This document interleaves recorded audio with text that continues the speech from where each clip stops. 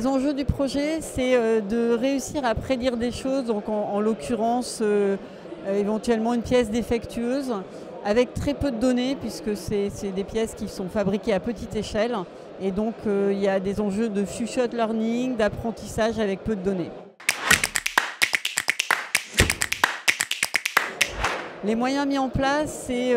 à la fois s'assurer qu'on a une problématique qui est claire, avoir un jeu de données propre, donc on va préparer, avoir un Python notebook, avoir des données facilement accessibles, un environnement qui soit sécurisé puisque c'est des données relativement confidentielles, et puis s'assurer que le jour J, on a des participants qui vont bien pour l'atelier, donc à la fois des gens qui ont beaucoup d'expertise ou qui ont des sujets proches. Ça peut être tout à fait un autre environnement, ça peut être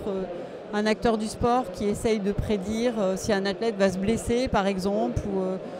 un acteur de la santé qui travaille sur les maladies rares et qui a les mêmes enjeux de prédire des choses avec peu de données. Les résultats, c'était c'est un atelier d'une journée qui s'est répété quelques fois. Donc ça a permis de faire progresser en fait les méthodologies utilisées, d'échanger sur différentes bibliothèques d'algorithmes, de faire progresser aussi l'algo qui avait été développé. Alors je dirais quand on veut faire ce type d'exercice, il faut avoir une problématique vraiment claire, il faut avoir suffisamment de données de qualité, pas nécessairement